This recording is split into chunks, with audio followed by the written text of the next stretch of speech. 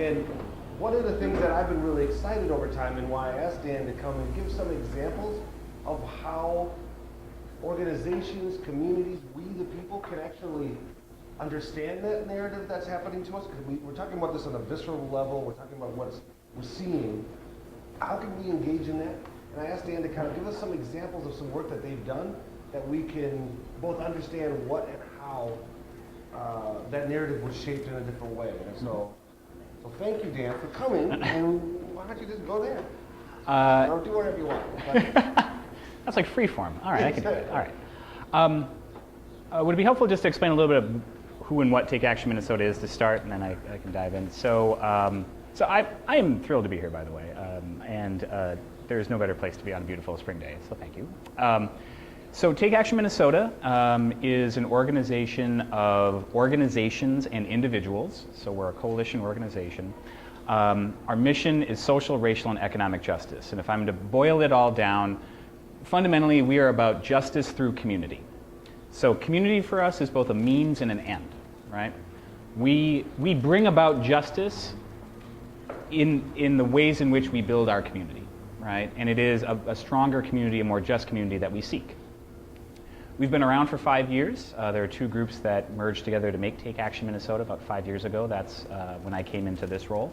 I should say, like, I by training and personality am a community organizer. That's what I do, and that's, again, what I would say is sort of the core competency of Take Action Minnesota. So, you know, what we do on a day-to-day basis, and this is sort of important because I think it jives, it's one of the reasons why we jive with Headwaters so well. We think about our role as that of movement building. So we're a multi-issue organization. We work on lots of different stuff. Catherine's involved in about half of it, I think.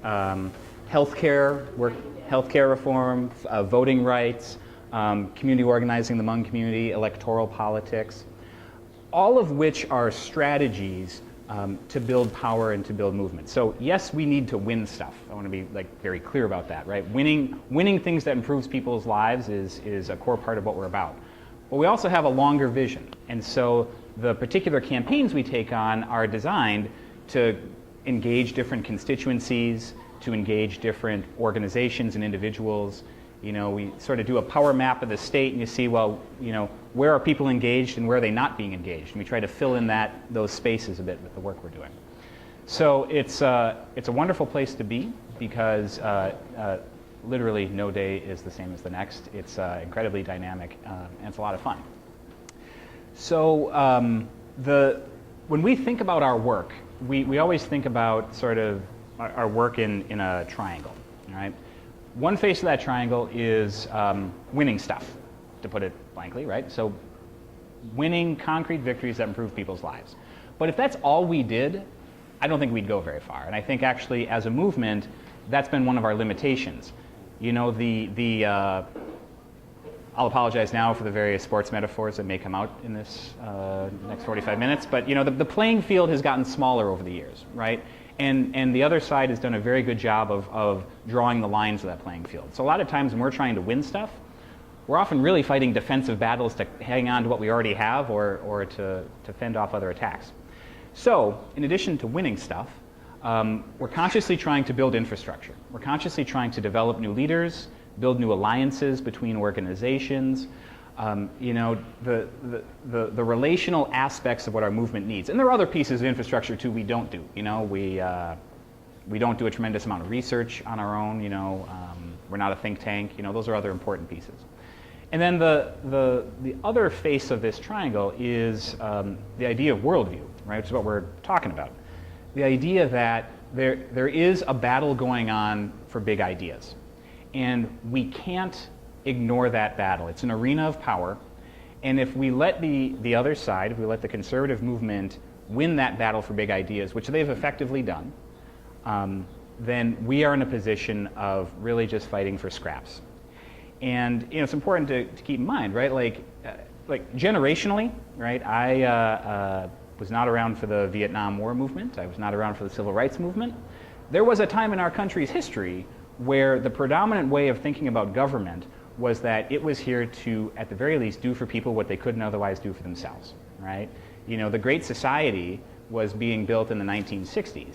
And it was a deliberate decision by the likes of the conservative movement, built by Barry Goldwater and others, to begin to write a very different narrative, right? The conservative movement was really launched as a backlash to the civil rights movement. And it's been a steady 40, getting on to 50-year march to shape a very, very different narrative of what the role of government is.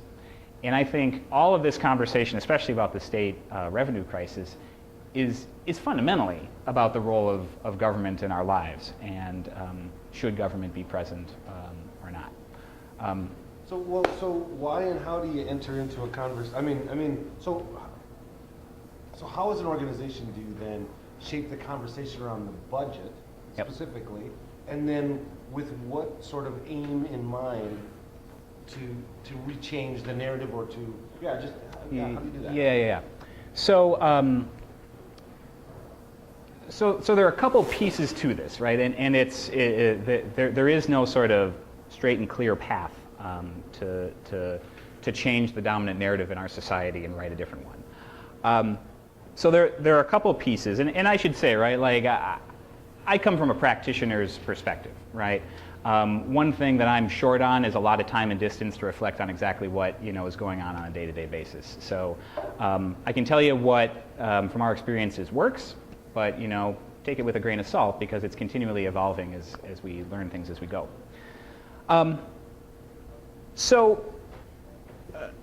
There are a couple pieces to the puzzle. One piece is getting clear about what we stand for in a very big way. And I don't know about y'all, I'm of the opinion that, especially in Minnesota, and I experienced this in sort of the nonprofit sector of which I guess I'm a part, there's oftentimes a lot of analysis that says, well, you can't talk about this or you can't talk about that because that's not politically viable. That's not feasible, right? Whatever that is. We can't talk about immigration. We can't talk about injustice to immigrants in Minneapolis, right? Because it's not something that's going to play well with voters. Or we can't actually move an agenda around poverty, because you know what? Poverty isn't something that really sells with voters. That's not what the polls tell us. So someone mentioned polling, right? And someone wiser than me taught me this, right? Polls are really just holding up a mirror. They're just telling us what we already know, right? The idea of shaping a narrative and actually saying what you want in the world, that's much more like opening up a window, right? That's actually opening up an opportunity for people to engage in the work. And so I also work for an organization that can't afford to do a lot of polling, so it's another reason I'm not high on it. But it's important, right? Because what I think we are often searching for in polls is really what we're hoping someone else will tell us what we really believe. And I think that actually falls to us as our responsibility. So I can talk a little bit about our Renew Minnesota campaign. Maybe should I just do that? All right. I think it's instructive, particularly as we talked, as everybody talked about their feelings and their thoughts about the budget conversation. But I think the Renew campaign was one of the times where I really saw in action how an organization could systematically help to identify those values, to uncover both. Well, I won't tell the story of it. I'll let you. All right. So we'll come back to this revenue conversation. But in 2009, we as an organization sort of started down a path of trying to really talk out loud about what we wanted.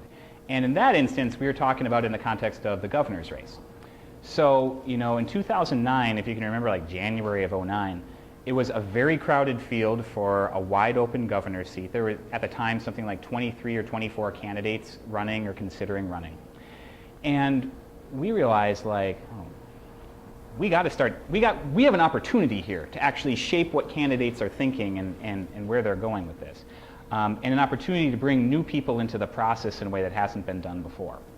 So it's important to note that our goals were actually very long-term in terms of the Renew Minnesota campaign. It was a campaign that we started. So in January of 2009, we started a series of house meetings and house parties across the state. We had about 50 or so of them. About 2,000 people participated in total. And we asked two questions in each of those meetings. What or which of your values are violated the way Minnesota is currently governed? And how would Minnesota look different if your values governed the state?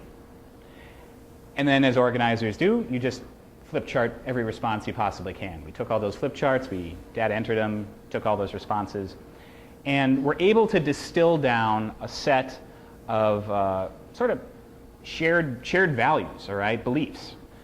And it's important to say it was racially diverse, it was geographically diverse in terms of the feedback we got. And importantly, this was not something that we polled and asked an expert to come up with for us. This was actually something that people organized around. It was an organizing process, and so people were actually bought into it. At each of those meetings, we also asked people to commit to go to their caucus the following year. And that's important because this was all designed with an eye towards eventually influencing who would become the next governor. This can be a very long story, and I actually brought some paper, like there's an article we wrote in the Nation that you can grab if you want to read more about it. But here's the thing that I learned. I was a little skeptical of this whole values thing. I was a little bit like, so what? How does this change? Well, we had our biggest public event we've ever had. We had about 850 folks come together at Arlington High School. We had farmers from the border on South Dakota. We had leaders from the Red Lake Indian Reservation and people from all places in between. Bringing people with them to the event. We never did a phone bank for this thing. We did send out some emails. Leaders themselves brought people with them. People who participated in those meetings brought them in because this was a different political conversation.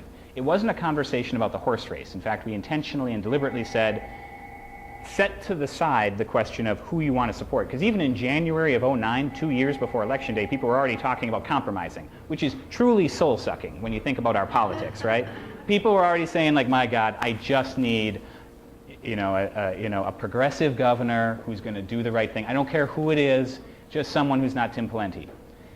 That is not inspiring. Like, no wonder people don't want to get involved, right? Like, it should not shock anyone that that's the case. And this opened the door. It opened the door to a different conversation. So for us, it was a first stab at trying to say out loud, here's the stuff we believe in. Now, there's an important caveat, which is just saying what you believe is not good enough. You need to figure out a way to sort of operationalize those words, put them into a context where you're forcing some hard choices. And I think what we're trying to do on the budget now is trying to take the next step with that. Not just say out loud what we care about, but actually say, as a result of what we care about, here are the hard choices it forces public policymakers and others to make. So, that makes sense. No, that's good. I mean, because I was really struck by just how disheartening the budget debate is. Yeah. And that actually is one of the things, so one of the things that I took note of, when I went and visited, and when I heard the conversations around the Renew campaign it was energizing to be in conversations, not about not about some specific issue or some right. To Larry's point about breaking down silos, but about values, about things we believe in, and trying to figure out what do we believe in common. Yeah. And what collectively will we do to make it happen? Yeah, that's totally right. Well, so an important caveat and an important sort of lesson we've learned is that beliefs, values, worldview, absent an organizing strategy, is just words. It's words. And so the challenge for us has been to not only write a smarter narrative, right, something we believe in, but to actually attach it to ways in which people are organizing for change. For a long time, and this is a criticism of our movement, we have tried to play the pity card, right? It is a shame that teachers have 50 kids in their classroom. Legislator X, you should be motivated to change public policy based on this, right? Or this person is without a home. And you know what? If that worked, things would be very different. It doesn't work. And I think we need to consciously wrestle with the question of if we're going to be about pity or if we're going to be about power. And if we're going to be about power, then we need to organize in a different fashion.